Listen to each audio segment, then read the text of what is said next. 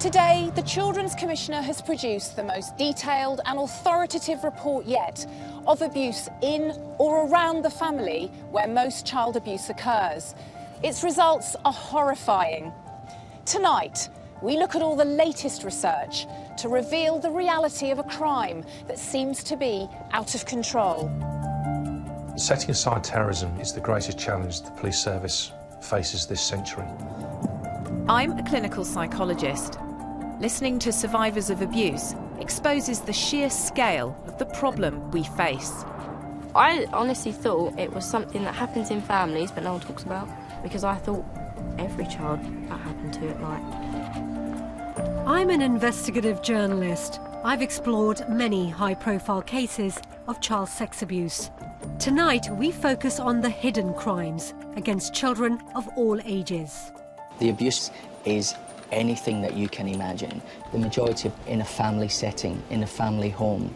Maybe 10–12% of the adult population of the UK have occasional, if not frequent, sexual thoughts involving teenage children. We'll be using our different skills and the shocking new statistics to strip away the myths and to answer the key questions. How common is child sex abuse? How much goes unreported? Where and when does it happen? Who are the abusers? And most of all, how can they be stopped?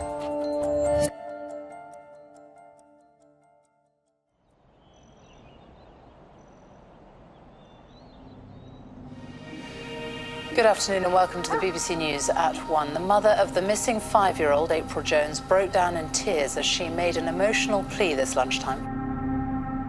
We are desperate for any news. April is only 5 years old. Please, please, help find her. On the 1st of October 2012, 5-year-old April Jones was abducted and murdered. It's like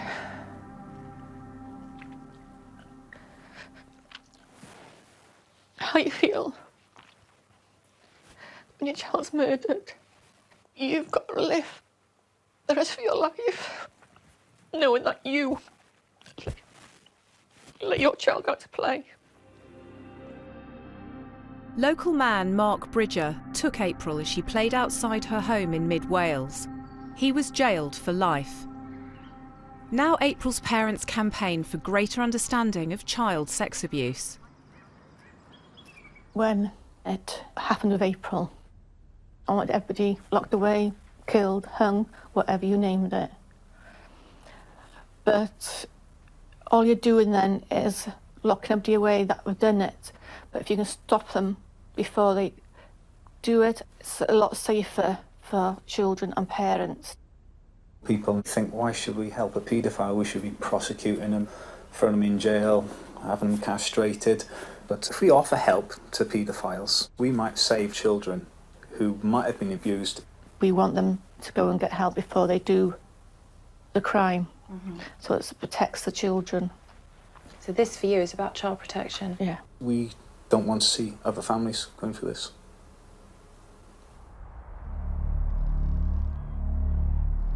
Paul and Coral Jones have tried to put aside their anger and grief to find more effective ways of protecting children.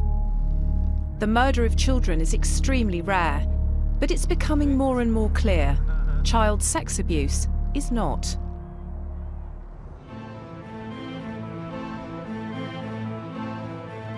Today's report from the Children's Commissioner combines statistics from police, social services and voluntary organisations. Its findings are chilling.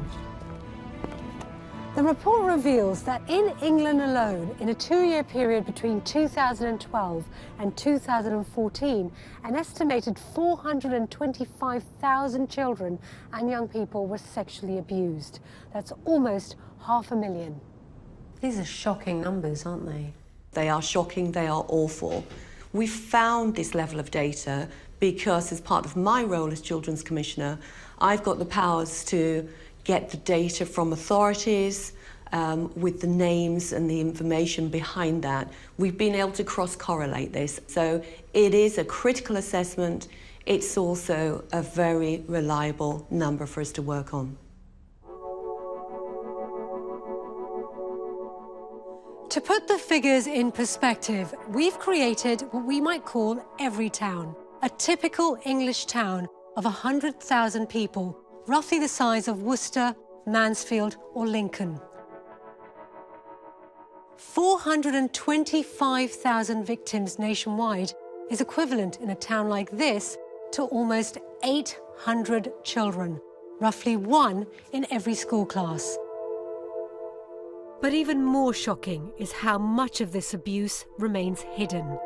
The report estimates that just 1 in 8 children who are abused come forward and report it. The voices of the rest go unheard. The vast majority of children experiencing this awful crime don't report, so aren't getting help. They suffer in silence behind closed doors.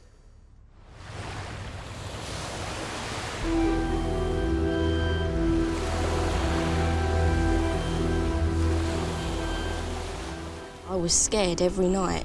I used to go to bed and, I used to wear layers and layers of clothes just so it would, try and protect myself. I would wrap myself up and try and cocoon myself because I was always scared that they would come in. Millie is 17. She was abused from the age of 6. Her story sheds horrific light on why so few children report abuse. Your mother's partner was the abuser. Yeah. And also your mother. As well as my mum, yeah.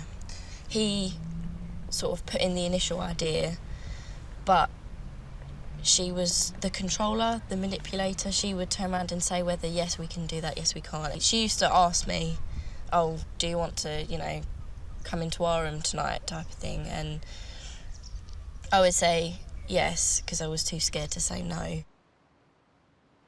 What would be the consequence if you'd said no? It would just be, she wouldn't, she didn't talk to me for weeks. I'd have to fend for myself. They never hit me. Well, my mum used to slap me, but he never hit me. It would just be hell to live there. She'd neglect you, she'd freeze you out. Yeah, So... I wouldn't be in the family. I felt lower than the dog. Right.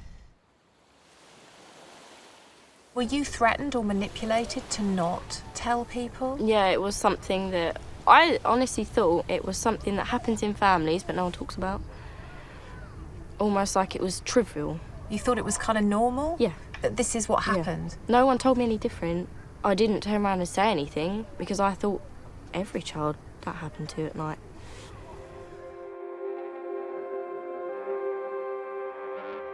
So for children, abuse by a family member or someone around the family environment puts into question who there is in the world that they can turn to. This is one of the reasons that children don't tell others. They need to be able to go to people they can trust. And if the harm's coming from that environment, they have nowhere to go. The statistics suggest that of children who suffer sexual abuse, around 2/3 are abused either by someone in the family or by someone they know through the family. A survey of adult survivors of abuse within the family environment shows that many had more than one abuser. By far the most common was a male family friend or neighbour, identified by 40%. 25% said they'd been abused by their own father.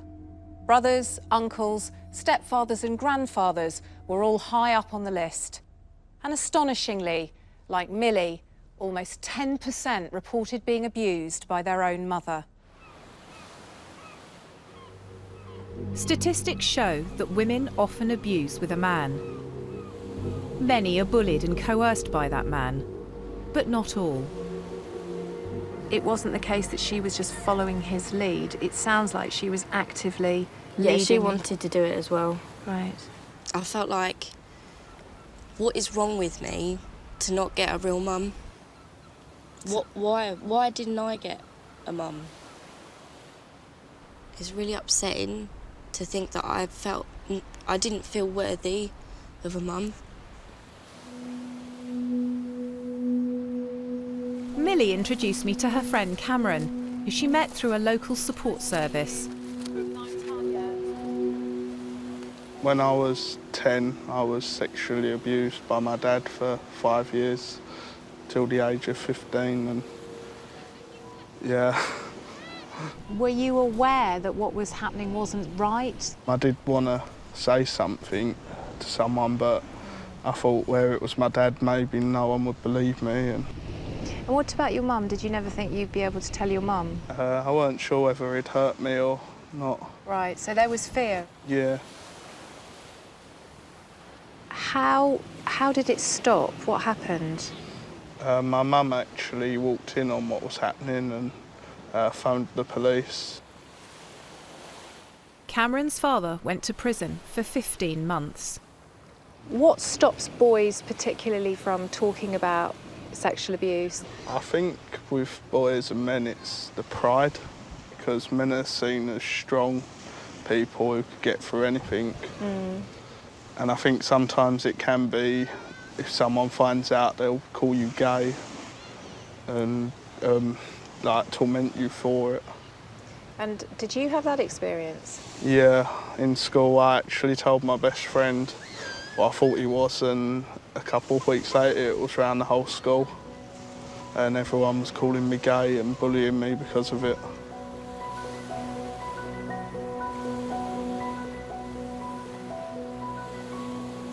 So this is art done by lads that you're working with here, guys you're working with here? Yeah, over the past 5 or 6 years. So these are men who've been abused as children? Yes, yeah.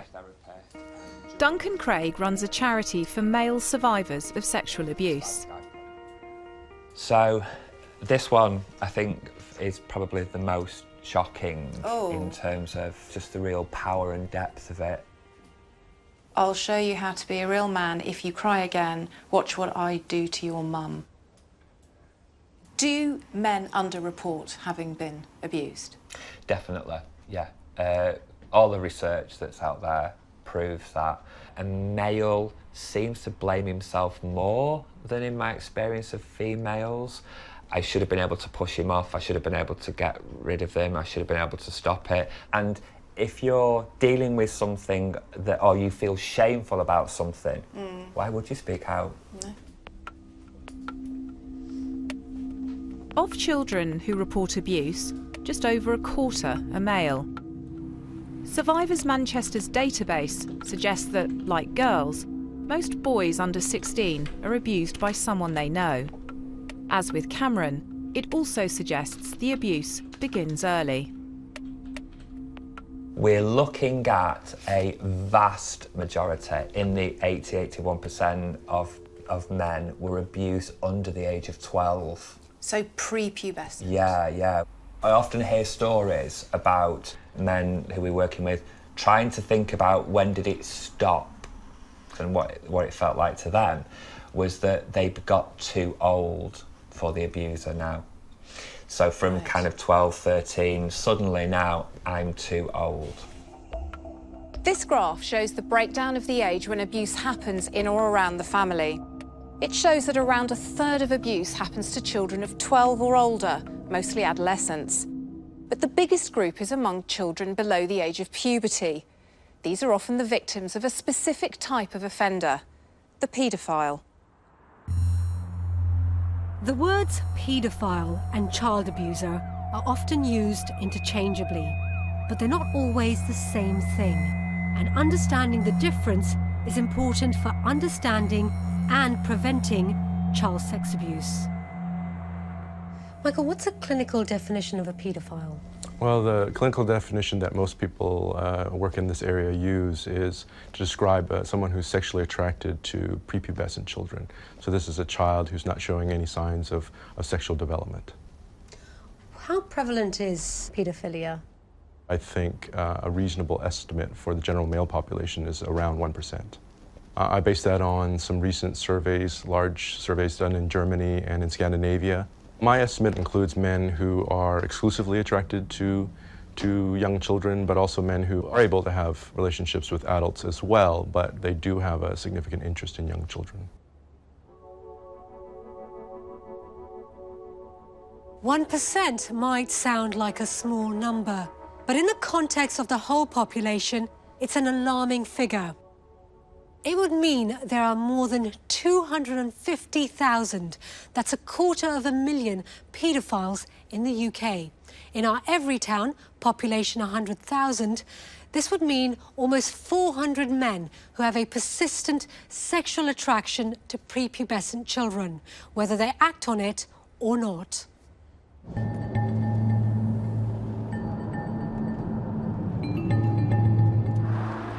I went to meet someone that we will call Mike.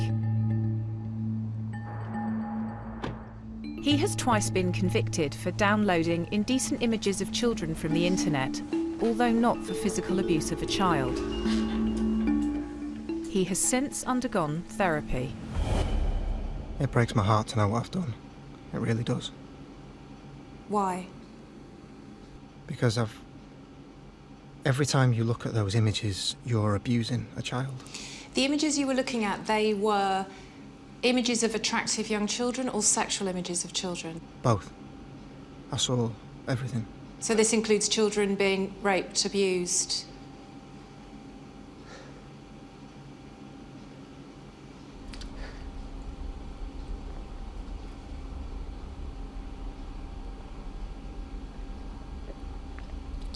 Yeah. Is it nature or is it nurture? Is this how you're made? Is this how you're wired? Or is it something that somehow you, through your early life experiences, your childhood, you became this person? I've got no experiences in my younger life that can point to anything to create this.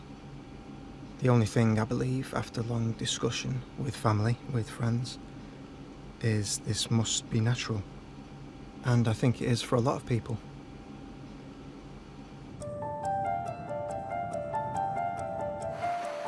The question of whether people are born paedophiles is controversial. So, what does the science tell us? I travelled to Canada to meet psychologist Dr. James Cantor, whose studies of paedophiles' brains have produced striking conclusions. Paedophilia is a sexual orientation. Paedophilia is something that we are essentially born with, does not appear to change over time, and it's as core to our being as any other sexual orientation is. Tell me, what is it that you have been looking at in terms of the brain and the brain of the paedophile? In the brain, there is a sex network. We didn't find anything different in any one part of the brain, rather that we're seeing differences in how parts are cabled together. These green stripes going through the middle of the white areas, those are the cables. Right. This red part is the area of the cable that is different between the pedophiles and the non-pedophiles. It's very easy to think of this literally as a cross-wiring. It's as if, in these people, when they perceive a child, it's triggering the sexual instincts instead of triggering the nurturing instincts. So how does this happen? What's gone on? We've been able to narrow it down a little bit by looking at other things that make pedophiles different from non-pedophiles. What we found are that pedophiles are more than 3 times more likely to be non-right-handed. That is, pedophiles are more than 3 times as likely to be left-handed or ambidextrous. Another one of the things that turned out to be important was physical height. Pedophiles are about 2.5 centimeters too short. They're shorter than people who commit other kinds of offenses. This doesn't mean left-handed and short people are significantly more likely to be paedophiles. But these features tend to be determined during early pregnancy. Could this be when paedophilia develops? One of the possibilities is that something very general has gone wrong. Maternal stress, something we could treat with vitamins or better nutrition for women early in pregnancy. It would be wonderful if increasing the amount of prenatal care available to women cures both pedophilia, or at least prevents it from developing, at the same time as increasing the potential health for the kid. If paedophilia is hardwired in the brain, that would mean that paedophiles are fundamentally incurable. But there is another leading Canadian researcher who completely disagrees. Do you all consider yourself as paedophiles? Is that how you would describe yourself? No. Not anymore. Dr. Paul Fedorov claims to be able to cure paedophilia using therapy and anti-androgen drugs that temporarily remove the sex drive. We take sex off the table, we give them a chance then to develop healthy lifestyles, get a job, and establish a relationship with someone who's consensual and so forth. That's not primarily based on sex. And once they're in that situation, then we stop the anti-androgens, that their sex drive comes back. And it turns out that if it develops in a normal, healthy relationship, they start to have sexual activities with their partner, which they both enjoy. So you stop the medication, they regain their sex drive, and almost, hey presto, they're now attracted to the adult partner and no longer attracted to children. Is that right? Their preference changes to adult. And that's what you would say is then that they are cured? Right, wouldn't you? It's a remarkable claim. I wanted to test it by talking to one of Dr. Fedorov's patients, a man recently released from prison. Would it be okay for you to tell me what your crime was? I molested my 2 daughters. Dr. Fedorov's program was a real eye-opener. The fact that, yeah, change is possible. Wow, what an idea. I mean, I can stop being the piece of garbage that I think I am and actually be a person. How do you explain that change? What has happened to make that change possible? You learn that certain thoughts are very inappropriate. Now when I have those thoughts, that's exactly what I deem them as. So you still have those thoughts sometimes? Especially about my victims. About your daughters? They're deemed very inappropriate. But you still may have thoughts about your victims, about your daughters? Yeah, when I do, I pray for them. So if you're having thoughts, you're not cured, because the thoughts are a symptom of having a sexual desire towards children.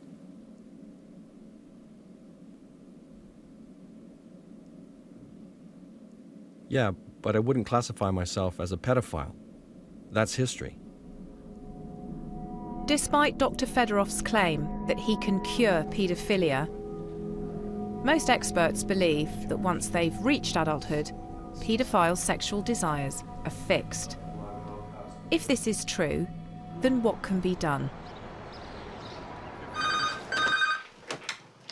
Good morning, Stop It Now helpline. How can I help you? You don't have to give me your full name, but if you do and give me information that identifies a child at risk of being abused, we will pass that information on to the appropriate agencies. Stop It Now runs a helpline. Among others, it takes calls from potential abusers. Do you ever find the work disturbing? There can be times. My main aim is so that they don't reoffend, so to establish some trust, to talk with them, and to find out what's been happening so that I can give them practical, sustainable, realistic advice. I know what I'm doing's wrong, but I can't stop. I'll be arrested if I tell anyone. I'm trapped. Who's there to talk to anyway? Stop It Now doesn't offer a cure for paedophilia. It offers therapy and advice about how to control inappropriate sexual desires. It's run by one of Britain's leading experts on child sex abusers. Why should we provide help to those who've committed or enjoy viewing images of heinous crimes that are committed against children? Why should we help them? Look, I'm not. If someone has come to formal attention, I'm not here to shelter them from the consequences of the criminal law. All I'm saying is, if my primary concern is in protecting children, and if we start from that premise, what's the best to protect children? Then we have to extend services that would help sex offenders not be dangerous to children tomorrow.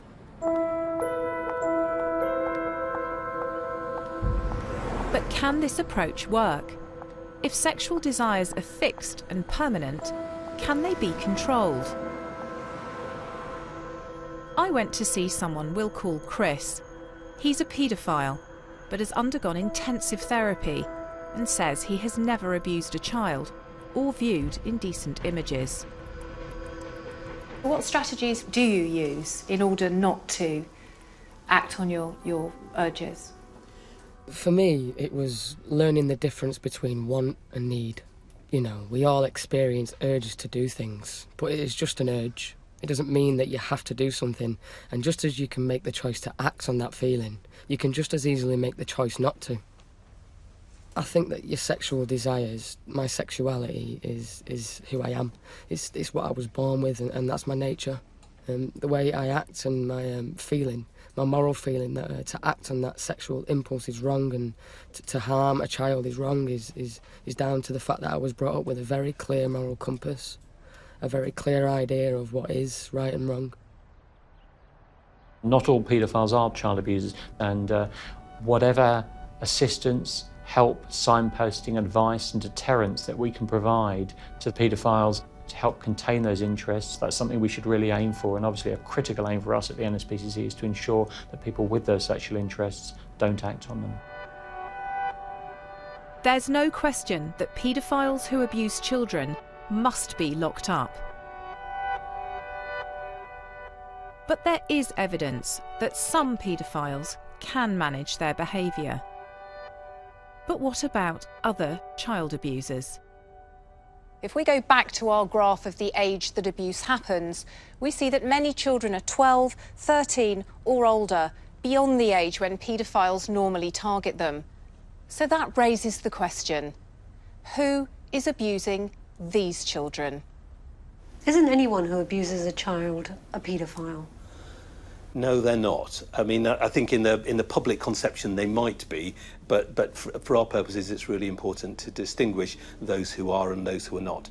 There is a group of people, of menfolk in particular, but some women who will sexually abuse adolescent children, may not be sexually attracted to younger children, but to teenagers. So it's quite important to distinguish the paedophile from other forms of sex offender.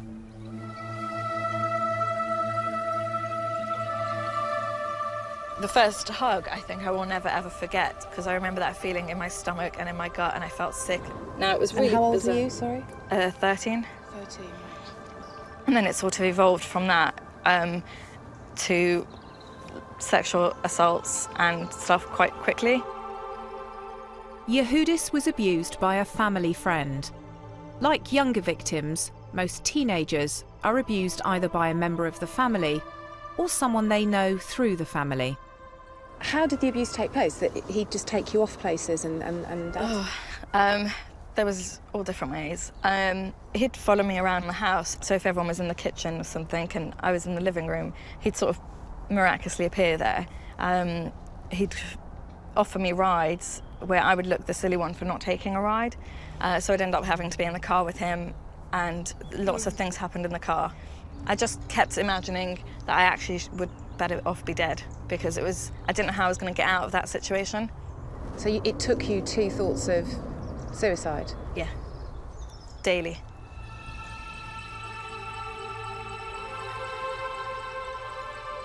This almost comes with more of a stigma and a embarrassment as to say, well, I was a teenager, why didn't I know what was happening, or stop it, or teenagers can be seductive, or they can, initiate these sort of things, and all these weird connotations. And I felt so responsible and so guilty, and not knowing how to stop it.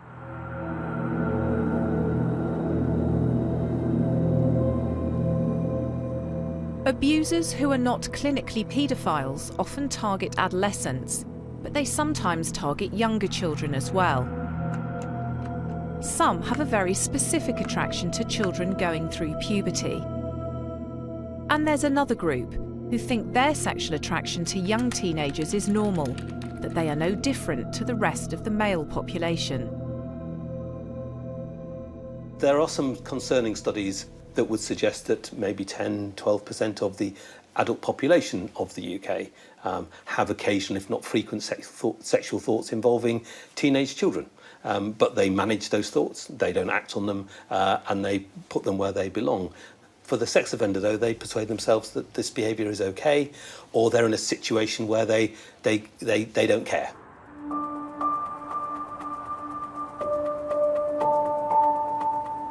These abusers, like the abusers of younger children, are rarely caught.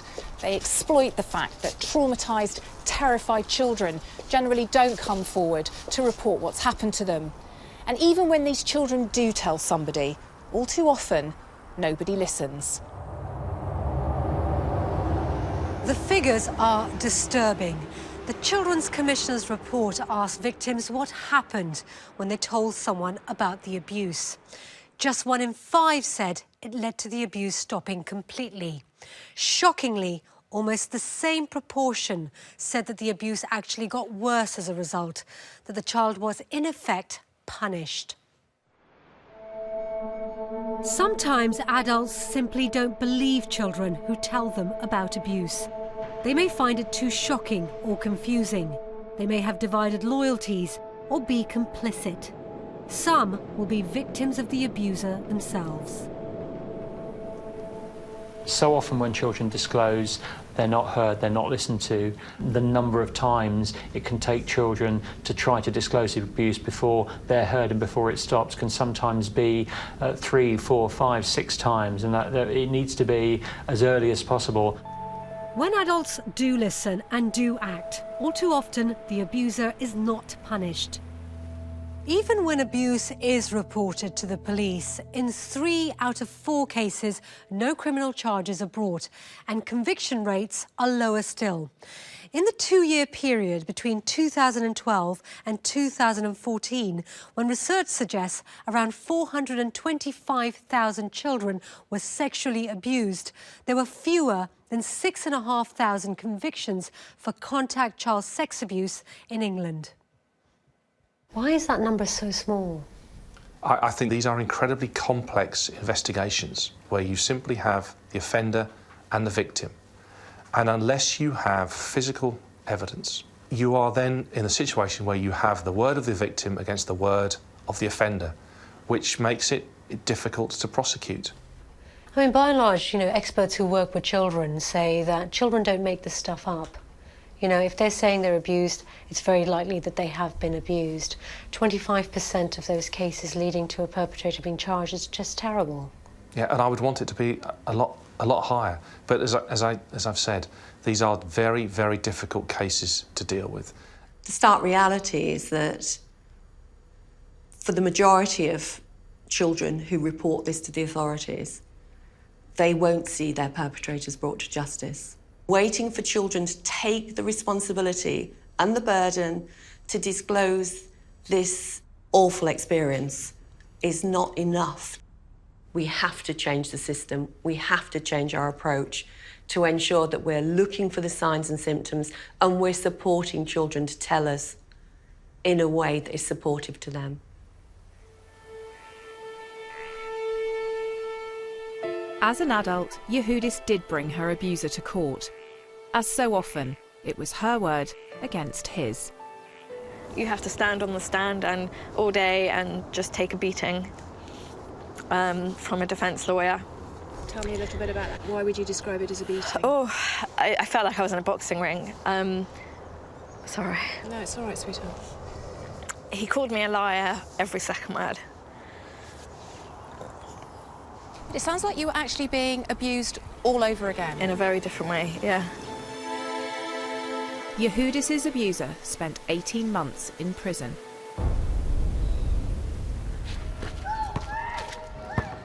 But not all abusers are adults. One of the most startling revelations of the new Children's Commissioner's report is that 1/3 of those who abuse children are other children or young people under the age of 18.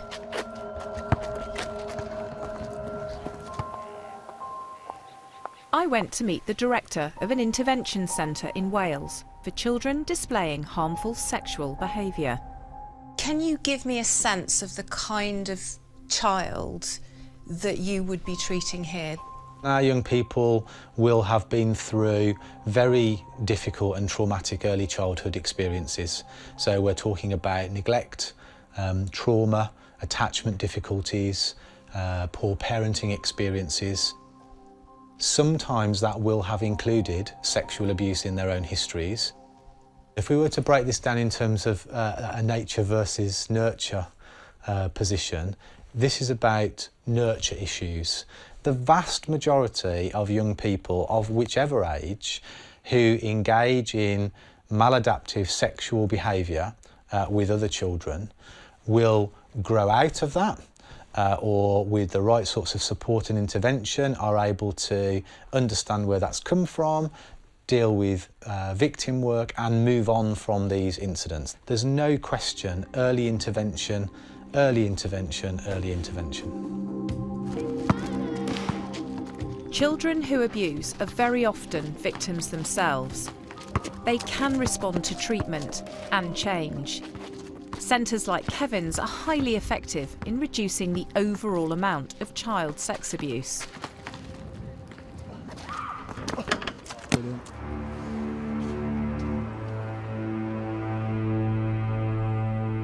But despite the measures put in place to protect children, there are fears that abuse could be on the increase.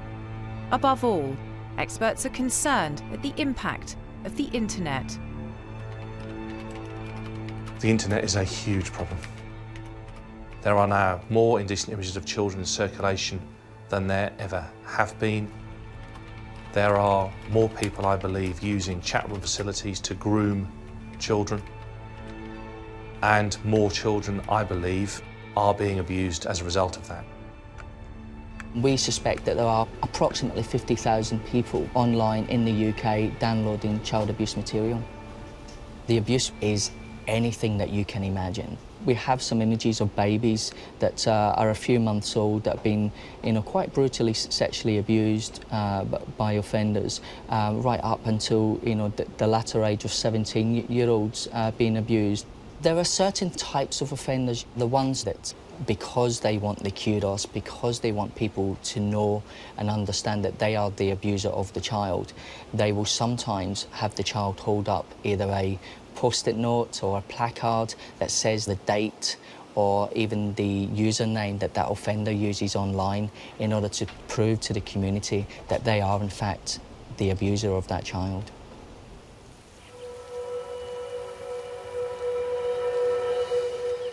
Today, Paul and Coral Jones are leading a determined campaign to drive paedophiles and other child sex offenders from the internet.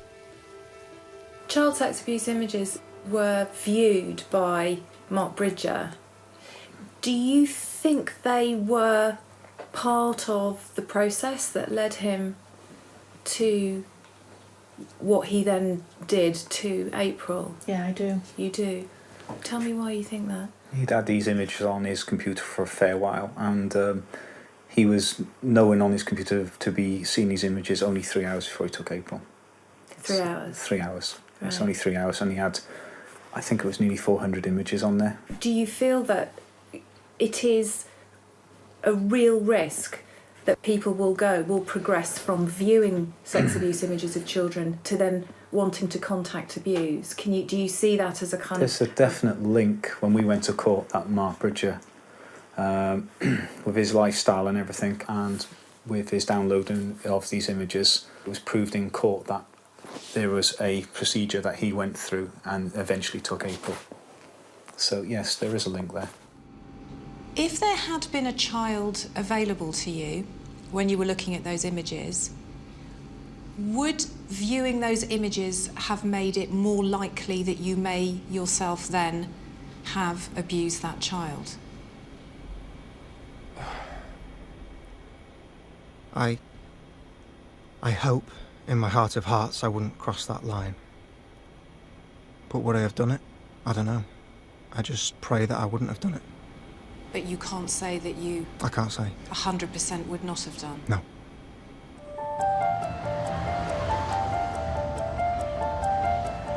But the internet also offers an opportunity in the fight against child sex abuse. It's something that's quite discreet, and I need to speak to you in private. It means the police are no longer entirely dependent on child victims and their ability to report abuse. As a detective working in the police, whenever I dealt with theft, shoplifting, even violent offences, one of the first things I looked for was the CCTV. Well, that is what an indecent image of a child is. It's the CCTV that the offender has captured for us. We're using some amazing technology here. Images have certain clues contained within them, and we analyse that in order to find out where the image originated from. If we look at the figures from last year, we saved 100 children from being further abused by people in the UK, and that was just this team.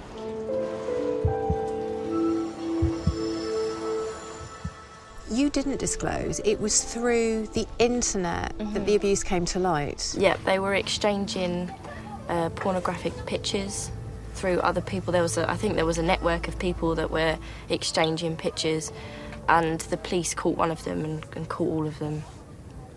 So if they had never taken it as far as the internet, I don't think I would have said anything. I don't think they would have been caught. Millie's abusers were both jailed.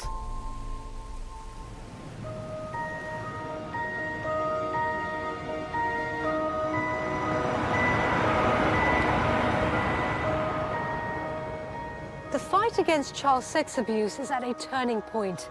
Police investigations into internet offences have led to more and more abusers being identified. Cases like Jimmy Savile's have led to thousands of victims coming forward. This is a moment of opportunity. This year we'll investigate circa 70,000 allegations of child sexual abuse, which is a really significant increase. It's an 88% increase on the figures that we saw in 2012. 40 to 50% of Crown Court time now is taken up with dealing with sex offenders. What we now have to focus on is how we stop that abuse taking place in the first place, because by the time the abuse is reported, the damage is done.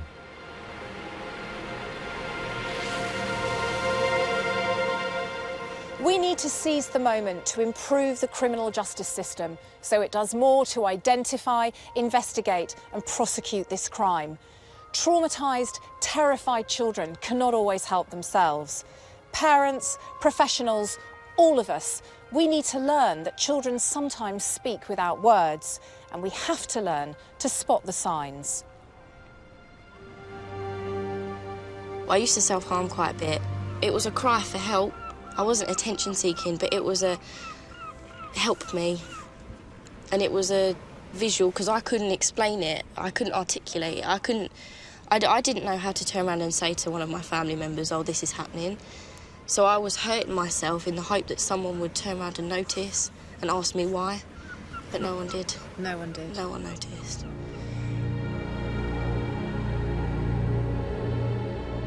There are many children and teenagers who are living the nightmare of abuse right now.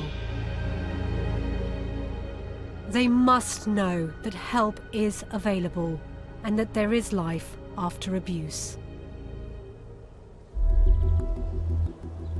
Today, Yehudis runs a charity for survivors of child sexual abuse and has just got married.